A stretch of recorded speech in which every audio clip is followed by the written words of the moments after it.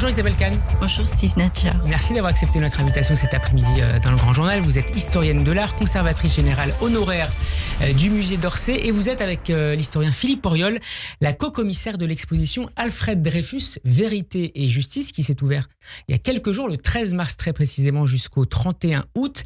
Exposition qui s'accompagne d'un très beau catalogue, un très bel ouvrage paru chez Gallimard. 20 ans après une première exposition sur le sujet, pourquoi avoir voulu revenir à nouveau frais sur cette affaire qui a marqué l'histoire de la République? Déjà, c'est une affaire très importante. 20 ans, c'est une génération, presque deux. Et nous revenons sur l'affaire Dreyfus parce qu'on a eu envie aussi de la raconter d'une manière un petit peu différente. Donc, de remettre Dreyfus au centre de son histoire. Quelle est l'actualité de l'affaire Dreyfus en 2025, toute différence par ailleurs? Est-ce qu'on peut en tirer, pour aujourd'hui, des enseignements politiques, sociétals, intellectuels? C'est vraiment une exposition qui est en parfaite résonance avec notre époque, avec la montée de l'antisémitisme, puisque l'affaire Dreyfus est avant tout l'affaire d'un homme accusé de trahison parce que juif. Et on voit à cette époque, dans le contexte que nous présentons également dans l'exposition, la montée d'un antisémitisme féroce. Elle nous interroge aussi, cette affaire, sur les mécanismes de défense de la démocratie.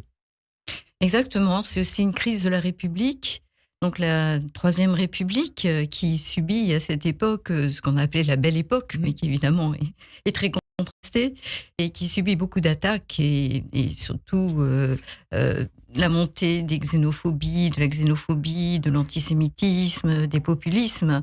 On ne peut pas s'empêcher de faire des rapprochements avec l'époque d'aujourd'hui. Combien de temps a-t-il fallu, Isabelle Kahn, pour vous, Philippe Auriol et Le Mage, pour organiser une telle exposition? Nous avons organisé l'exposition en 2 années environ, en profitant évidemment de la grande connaissance de l'affaire Dreyfus de Philippe Auriol, qui est le spécialiste, avec Vincent Duclerc, de cette histoire. Mais comme je le disais, on a construit cette exposition d'une manière un petit peu différente, en convoquant aussi l'art, les artistes, et en voulant rappeler le contexte global de cette époque, et également la famille d'origine d'Alfred Dreyfus.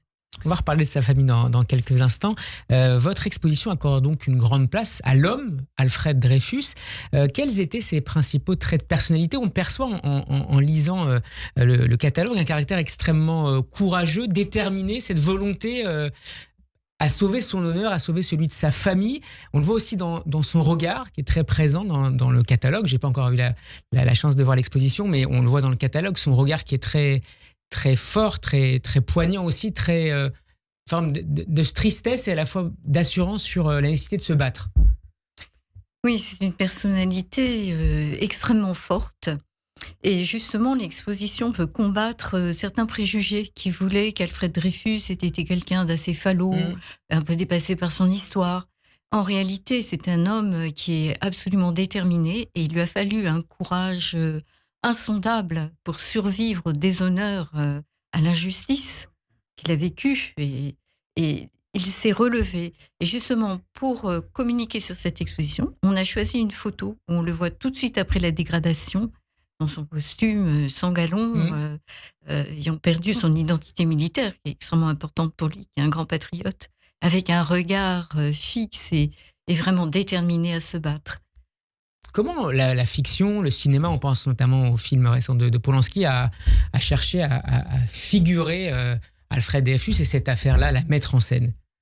Alors, il y a plusieurs manières de voir Dreyfus à travers la fiction, à travers des différentes narrations. Ces narrations, elles commencent très tôt, en 1899, tout de suite après le procès de Rennes et un premier film de Méliès. On en montre des extraits dans l'exposition. Et puis après, Polanski a voulu mettre l'accent davantage sur Picard, donc une des personnalités qui est intervenue, mais une personnalité très fidèle, au fond, à son autorité militaire et qui est peut-être pas aussi héroïque que présenté dans le film. Donc il est important aussi de rétablir la vérité historique et nous y sommes vraiment efforcés avec Philippe Auriol dans cette exposition pour parler aux futures générations aussi qui ignorent beaucoup de cette histoire. Et à mettre en avant aussi Alfred Dreyfus, pas seulement comme un objet, mais comme un sujet de sa propre histoire? Exactement. Donc, tout au long de l'exposition, le parcours est ponctué par des citations. Alfred Dreyfus a beaucoup écrit. Il ne s'est jamais mis en avant personnellement. Il n'a jamais mis ses douleurs, ses souffrances en avant. Mais il a beaucoup écrit pour raconter, pour témoigner. Et on le suit tout au long de l'exposition dans ses impressions. Donc, c'est un homme qui parle. Il parle de ses sentiments. Et vraiment, l'émotion des premiers visiteurs était palpable. Et on en sort avec justement cette impression d'une personnalité tout à fait extraordinaire. Et je crois qu'on entendra également sa voix au cours de Oui, cette exposition. oui, il y a un seul enregistrement de sa voix, et une voix qui a évidemment les accents de l'époque, elle est très très déclamatoire, mais quelle émotion quand même à entendre cet homme. C'est vrai qu'il fallait lui donner chair aussi, et pas seulement le raconter comme un personnage historique. Isabelle Calme, vous le disiez, Alfred Dreyfus a beaucoup écrit, notamment à sa femme Lucie, sur laquelle on reviendra juste après. Un recueil de ses textes vient de paraître aux éditions des Belles Lettres. Et est-ce que ces textes ont eu pour lui, ces textes, ces lettres ont eu une fonction cathartique? Oui, exactement. Il a toujours cherché la vérité. Donc, il s'est fait aussi l'auteur de sa propre défense. D'abord, il a été isolé sur l'île du Diable. Il ignore tout ce qui se passe en France de son affaire.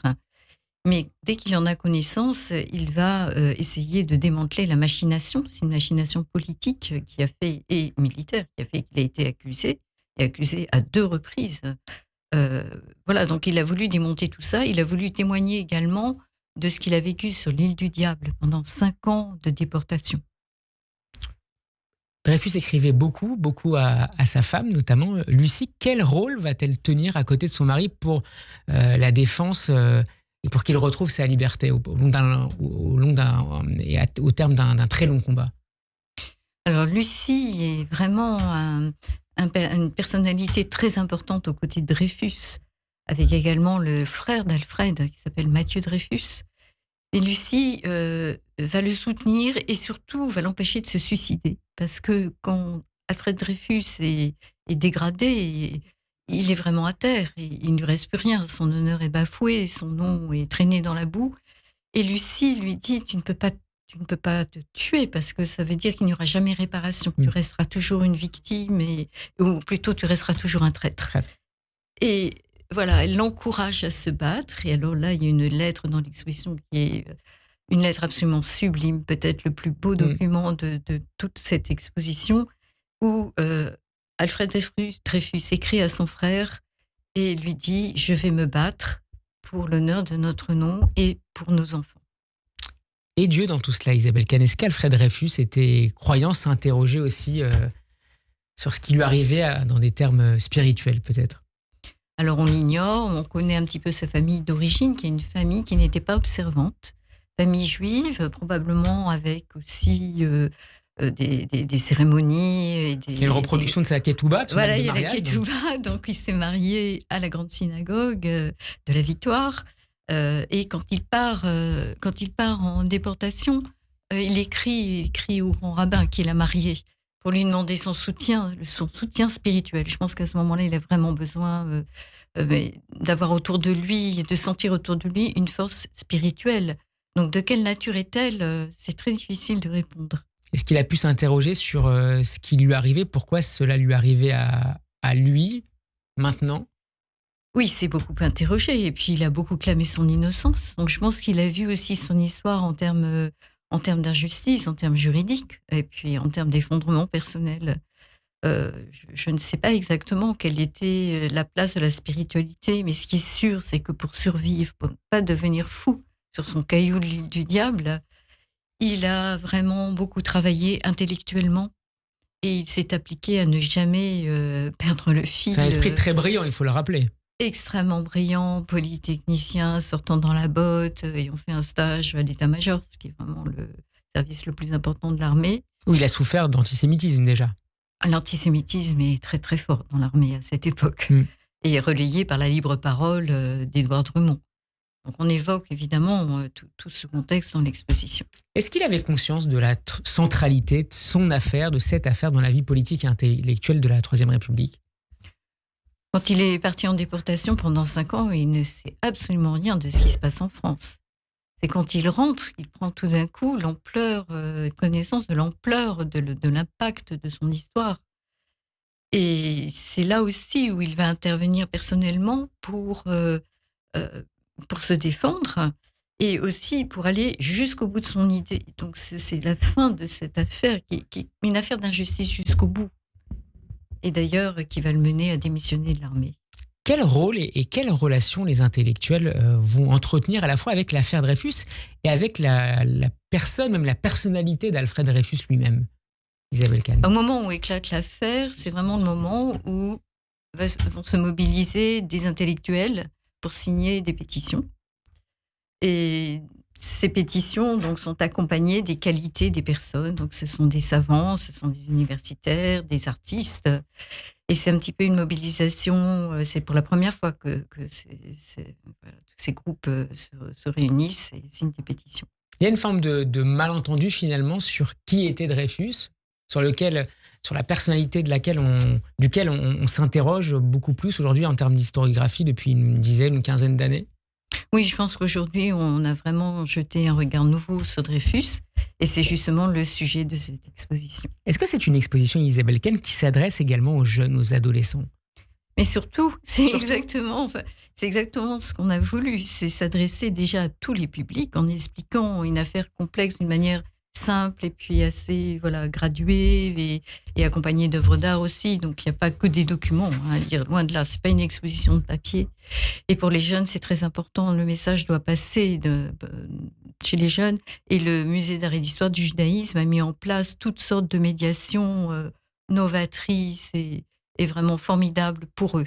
Quelle place justement pour terminer cette exposition, plutôt au-delà de cette exposition, quelle place tient la mémoire de l'affaire Dreyfus dans l'histoire justement du musée d'art et d'histoire du judaïsme? Alors on pourrait dire que le MAJ était vraiment un musée dreyfusard. Quand on arrive dans la cour d'honneur, on voit la grande statue de Tim représentant Alfred Dreyfus, dégradé avec son épée devant lui, mais comme un symbole de la République. Justement, on parlait du port, de son port de tête, de son regard très droit. Et je pense que cette statue exprime aussi une grande qualité juive d'Alfred Dreyfus, qui est l'espérance. Oui. Merci beaucoup Isabelle Kahn d'avoir été avec nous pour nous présenter cette exposition consacrée à Dreyfus, à l'affaire Dreyfus et Alfred Dreyfus, vérité et justice.